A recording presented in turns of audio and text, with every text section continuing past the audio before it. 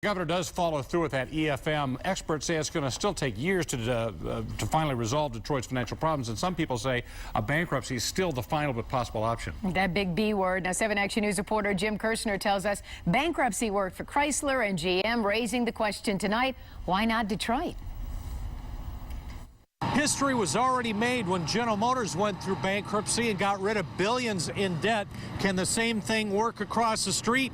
An emergency financial manager is said to be a quicker fix than the mayor and city council, but is that fast enough? I think we would like to prefer not to have a bankruptcy, but we have to look at the reality of the kind of changes required in contracts and pensions, health care. That Michigan State University professor is not the first to raise the B word with Detroit. Financial experts sounded that warning as far back as, get this, 2005. At the time, the city had $7 billion in legacy health care costs that were not even on the books. An emergency financial manager is the likely next step now. The question is, how do you get it done legally?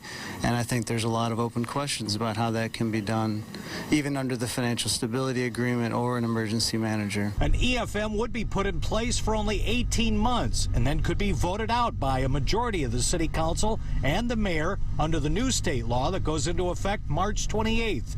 And with a $14 billion long-term debt, the fix will not be that fast.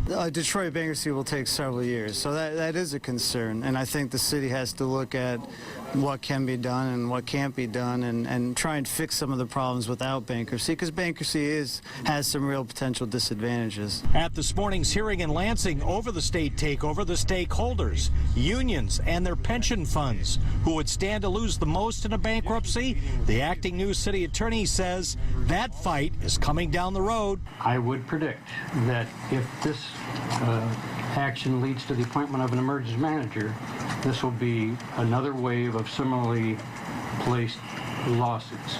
If Detroit goes into a Chapter 9 bankruptcy, it would be the largest in U.S. history. From downtown, Jim Kirshner, 7 Action News.